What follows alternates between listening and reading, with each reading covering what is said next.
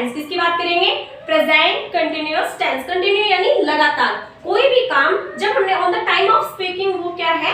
Continuously चल रहा है। हिंदी के जो इसके वाक्य होंगे उनकी पहचान क्या होगी? रहा है, रही है, रहे हैं।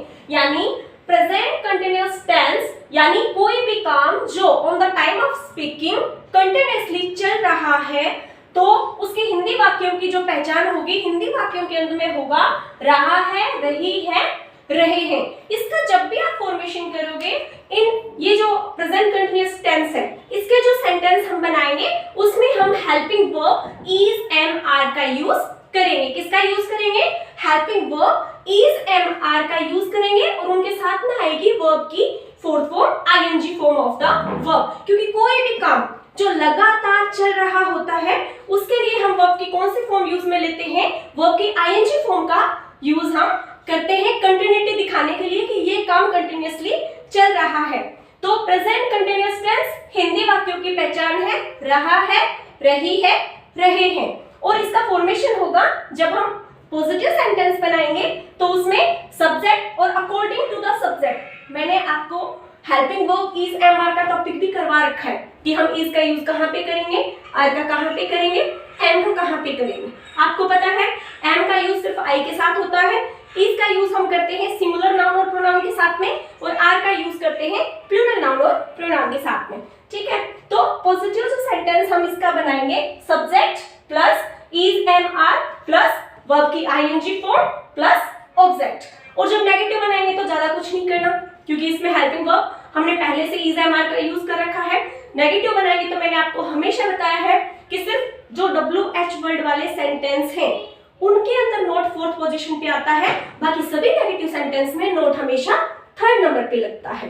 WH वर्ड वाले जो होते हैं उनमें नोट फोर्थ पोजीशन पे आता है, बाकी हर टाइप के नेगेटिव सेंटेंस में नोट हमेशा 3 नंबर पे लगता है। तो सब्जेक्ट, उसके बाद में अकॉर्डिंग टू द सब्जेक्ट हम इज एम आर का यूज करेंगे, आगे लगा देंगे थर्ड पोजीशन पे नोट, फिर वर्ब की आईएनजी फॉर्म और ऑब्जेक्ट। जब हम इसका इंटरोगेटिव जो सेंटेंस है जब हम उनको बनाएंगे, जब हम इनके इंटरोगेटिव सेंटेंस को बनाएंगे तब हम क्या करेंगे? अपनी जो भी हेल्पिंग वर्ब है इज एम आर उनको पहले ले लेंगे, उसके बाद में आ जाएगा अपना सब्जेक्ट, फिर उसके बाद वर्ब की आईएनजी फॉर्म, फिर ऑब्जेक्ट और लास्ट में लग जाएगा इंटरोगेशन मार्क यानी question mark.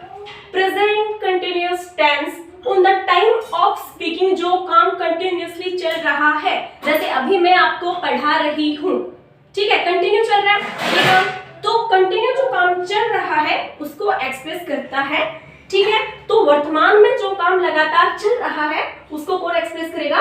Present continuous tense. Hindi के वाक्यों की पहचान होगी रहा है, रही है, रहे हैं। इसके अंदर हम जब सेंटेंस का फॉर्मेशन करेंगे तब हम यूज में लेंगे इज एम आर के साथ में वर्ब की ING form. Is that clear?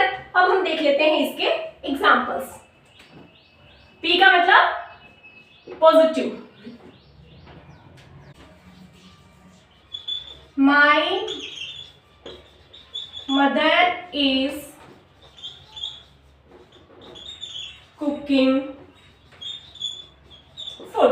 अपना पॉजिटिव एग्जाम्पल हमने एक लिया है, my mother is cooking food, मेरी मम्मी या मेरी माँ खाना बना रही है, बना रही है यानी वो काम on the time of speaking चल रहा है।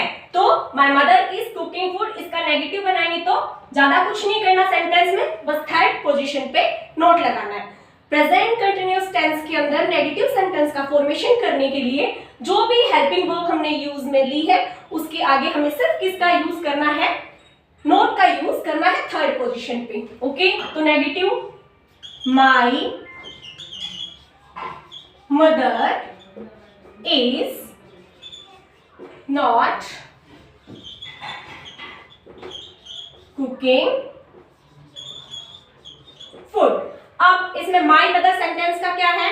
सब्जेक्ट है, इज क्या है? हेल्पिंग वर्ब है, नॉट जो नेगेटिव को इंडिकेट कर रहा है, और कुकिंग सेंटेंस की वर्ब की फोर्थ फॉर्म के साथ में मेन वर्ब है food. My mother is not cooking food. Interrogative बनाएंगे तो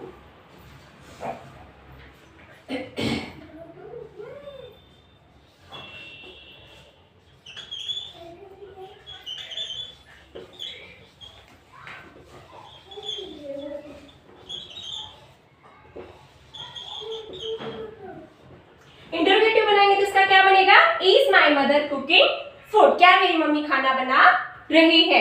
यानी हम क्या करेंगे इसमें, जो भी अपनी हेल्पिंग वर्ब है नेगेटिव बनाते समय थर्ड पोजीशन पे नोट लगाना है, इंटरोगेटिव बनाते समय जो भी आपकी हेल्पिंग वर्ब है उसको पहले लेके आना है।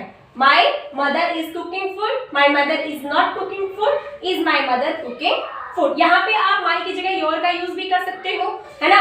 Is your mother cooking food, क्या आपकी मम्मी खाना बना रही है, उस सेंस में भी इसको क्या माना जाएगा, सही माना जाएगा।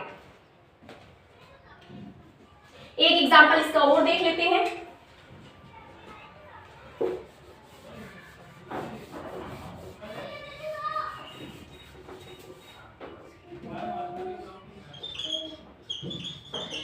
Radha is dancing. Radha is not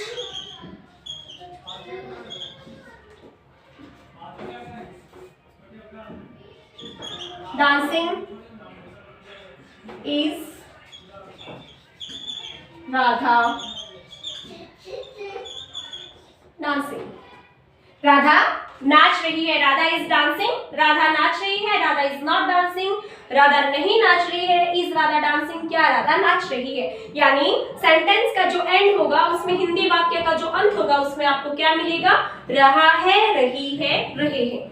एक बार फिर से जितना मैंने आपको पढ़ा दिया है उसको मैं रिपीट कर देती हूँ कि हम टॉपिक पढ़ रहे हैं टेंस। टेंस का मतलब होता है काल, काल यानी समय, जो हमें समय बताता है किसका, एक्शंस का।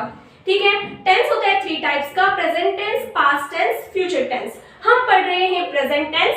प्रेजेंट टेंस का जो फर्स्ट पार्ट है वो मैं आपको करवा चुकी हूँ, सिंपल प्रेजेंट टेंस, जिसके हिंदी वाक्यों की पहचान होती है ता है, ती है, ते है, और उसमें हम वर्ब की फर्स्ट फॉर्म का यूज करते हैं। जब हम उसके नेगेटिव और इंटरोगेटिव सेंटेंसेस बनाते हैं तो हेल्पिंग वर्ब डू और डज का यूज करते हैं। उसके बाद अब हमने बात की present continuous tense, on the time of speaking, जो काम लगातार चल रहा है।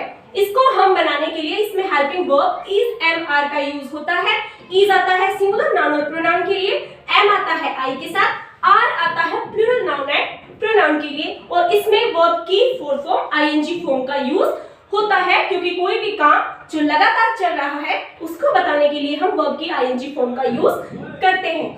Is that clear? यहाँ तक आपको बहुत अच्छे से समझ आ गया होगा। बाकी सिंपल प्रेजेंट टेंस और प्रेजेंट कंटिन्यूअस टेंस है, इसकी मैं प्रैक्टिस सेट डाल दूंगी, एक बार अच्छे से आप देख लेना कि आपको कितना समझ में आया। नेक्स्ट अपना जो टॉपिक रहने वाला है वो रहेंगी सिंपल प्रेजेंट टेंस और प्रेजेंट कंटिन्यूअस टेंस की वर्कशीट।